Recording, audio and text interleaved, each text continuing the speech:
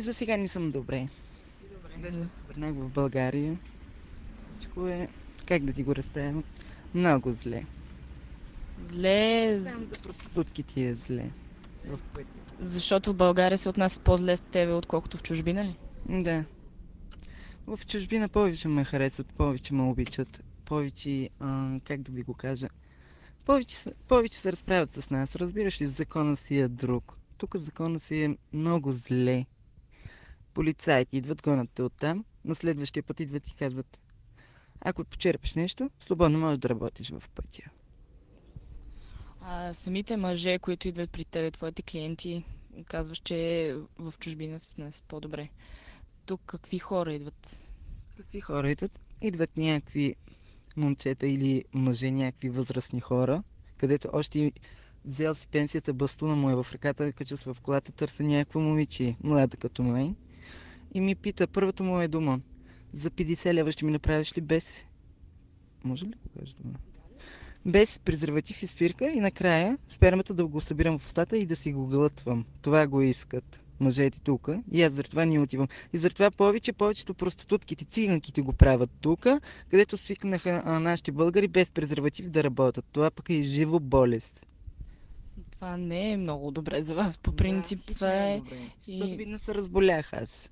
Аз, да, с хепатит Б, хепатит С щях да умирам. Лекарите ми помогнаха обаче тук в Пловдив. Значи хората, които идват при тебе, не те пазят по никакъв начин, не ги интересува това на тебе, какво може ти докарат. Ти дига краката. Първата му е дума така: аз съм си платила, искам както аз искам, така искам да реагираш. И ми сваля гащите и най-първото му е нещо. Така се побърква с мен с ръце. Ако много знаеш момичето, както аз проститутката, както говоря с мъжът, ако много говоря, и накрая ям 1000 боя от него. 1000 тона боя ям. И накрая ни остават някъде назвън града. Ето, преди 3 седмици ходих с един младо момче, лигнах с него, направихме 3 програми. Обаче задължително с презерватив. Аз го направих, взех от него 100 лева и накрая какво направи? Вземи парите и ме преби от бой. И преди 2 дена си скарах шината от кръка. Не те ли пази някой тебе? Не. Има много такива кандидати, където искат да пазят, обаче не е заради мен, а заради парите. Да.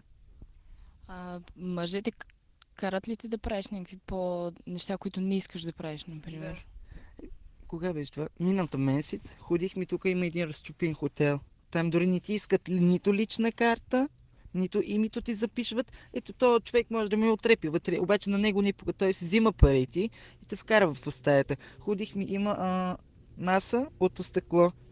Той искаше да ляга отдолу, да си направи чеки с извинение, аз пък да си накенцам отгоре в масата, да гледа и да си направи чеки. И това ми правило удоволствие. Те затова ли идва при тебе? Защото като си платят и получават нещо, което другите нормални жени не биха го направили. Всички ли правят така? Не, всеки ни прави така. Например, тук има момичета, където само работят начукани, без свирка.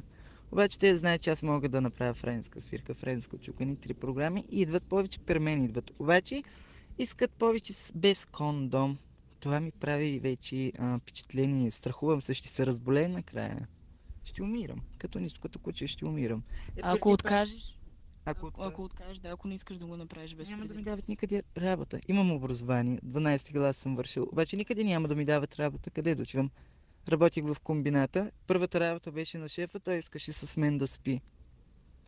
Аз ходих да работя, с него успих, чисто просто взех 150 лева си върнах. Това ми беше Значи работа. хората извън тази работа, която вършиш, мъжете пак са такива, така ли? Да.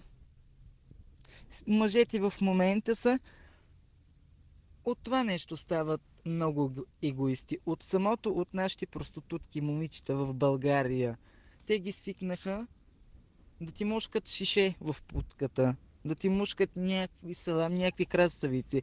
Ето преди 3 дена дойде един момче, даде ми една краставица и даде ми $100, само да му мушкам аз краставицата и си взе телефона, се снима. Това му правил удоволствие. И има някакви маяци, където идват с телефоните си, само да ти снимат, дават ти пари и ги продават по интернета. И ние няма начин какво да направим, защото ние се лизаме тук за всеки глупост да го направим, само за някой лев. нормални. Значи тук всичките проститутки имат свонници. Много ги бият. Ако на Ти ден... нямаш ли? Не, нямам. Ако искаш да... Сега, например, момичето днес работила 3 човека за цял ден. Ако не работи 10 човека, нито го прибира, нито му дава ядени, нито го кара да си къпи вкъщи и го кара да спи в мазето. На този случай, да, и в този случай бил съм свидетел, съм го видял. Защото аз повече работя, мен повече му угаждаше този пизвек, а на момичето даваше търмоз. В мазето спеше момичето. Тук има 4-5 момичета, не са много щастливи. Трябва да скарват някакъв закон за проститутки. Както в Германия ходих, в полицията си скарвах амлюгеберме, свободно да работим в пътя и ни пазят полицайите. Тук няма никой да ни пази, бе. Полицайите не ни пазят, бе. Полицайите с... Идват и ви взимат пари. Да, някой път го правят това. Обаче, знаеш как го правят? Най-първо почва с някакви акти-макти и ти му само слага зад личната си карта 50 лева, той въобще не ти вижда лицето дори. И на нас тук не е лесно много. Ето преди малко спря един джип, 3 младежи имаше вътре. Аз му казвам здрасти, той ми казва да тъйба путката, мръсна курва. Преди 5 дена фърляха ни на 3 момчета бяхме, фърляха ни бомба между краката. Аз щях да умирам направо. Опасно е, че просто много е опасно в пътя. На никой момиче младо не пожелавам да се кандардисват на някакви момичета, на някакви момчета, защото ще развалят така тяхното семейство, тя ще се развали много. Макар, че ако ще да учи 1000 години, не. Веднъж ставаш ли проститутка, ти си проститутка за цял живот. За цял живот. Иначе има майка много добра.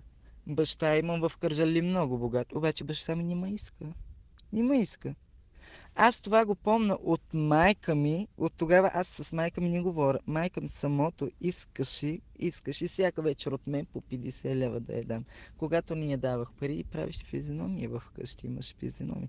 Заради това сега фанах си на фартира, сама живея. Ако не се лизам в пътя, няма да ям.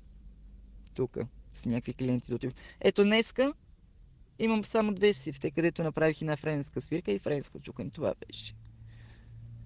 И никой от мъжете, които идват при теб, не се интересуват от това нещо, така ли? Някой питал ли те, случил ли ти се така? Някакви хора просто да дойдат да се държат нормално с теб. Има някакви хора, само те това го правят някакви пенсионери. Идват, се държат добре с тебе, отиват и някъде на кафета, черпи. Дори след секса, когато ляга с него, пак да черпи с някакви пари, да съм доволна и той е доволен. Само го правят това пенсионерите, малко по-възрастните хора. А младите хора идват ли, само гледат да ти чукат и това е. Много са груби. Знаеш какво направи? Аз му казвам студено, искам в колата да лягам с тебе да се чукам. Той ми каза, не, ще слизам и отгоре в капака, ще ти чукам. Студено, когато валеше. Ако помните кога беше. И тогава, да. Не му пука. Той му казва, това ми прави. И аз казвам на тях с извинение, казвам да не шмъркате нещо, антивитамини, антивитамини, казвам да ни правите, казвам такова нещо.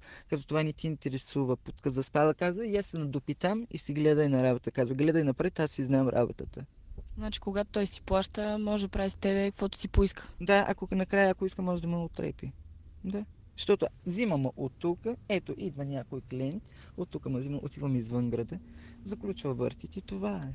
Отивам, аз чисто просто отивам. Най-първо ще ми бе, после ще ме отрепи, после ще ми фърли някой. Леля ми така отрепиха. Леля ми същия по начин отрепиха. Населиха го 4-5 човека от турците, от Турция.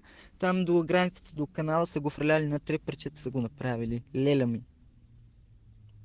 Обаче, макар си лизам и тук с много голям страх, задължително това хич, не искам да го кажа, задължително, взимам и антивитамин, всичките проститутки, всичките, да имам и кураж, защото такъви егоисти идва, ето взимам с колата, след него още една кола идва, където отива мини, и това е.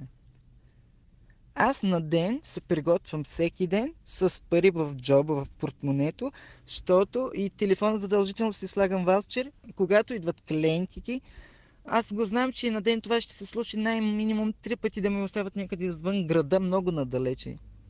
Не ти казвам, преди 3 дена от Кемер до тук дойдех пеша. Добре, защо не те връщат? Защото ни им пука ли? Да, не пука, той си направи удоволствието и накрая ми казва така, гледай си на работата. Аз съм си платила за тази работа. Те са жените си, така ли се отнасят според тебе? Имат ли Ами- жените, които идват при теб? Дойде за последно една лесбийка с мъжа си и ми казва, ти с жена ми ще се лижиш, аз и ще ви гледам.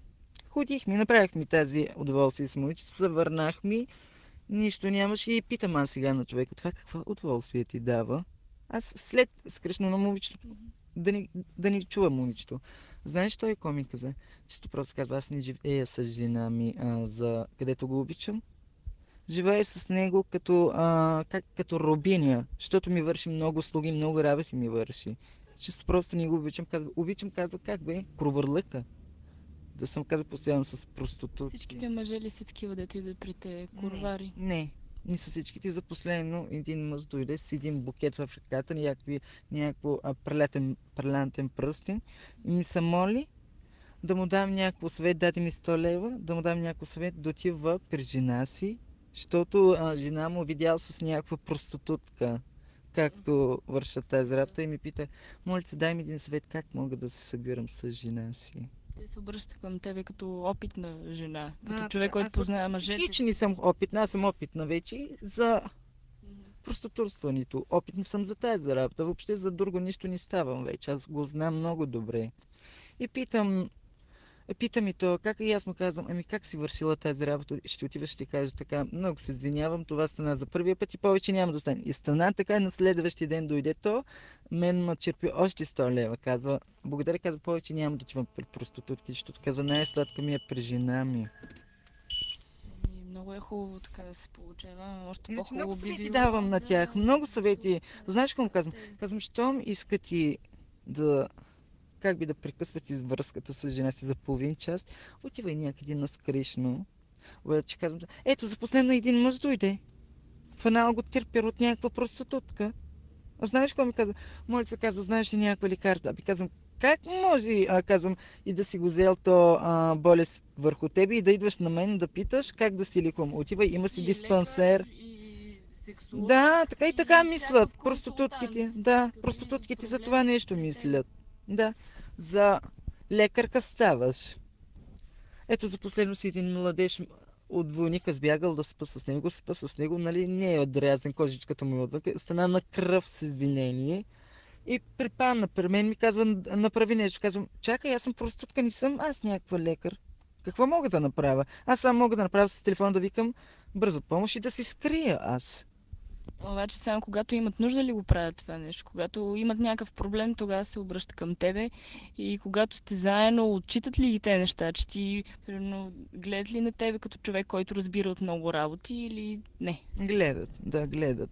Гледат, някой път пък въобще не гледат. С двете граници веднъж става. Някой път се доверяват, някой път не се доверяват на проститутките. В момента сега, за сега, аз знам, че нито един мъж се доверява на проститутка. Нито един мъж. Проститутките ги обичат мъжете или за парите, или за путката. Това е. Само за тези неща.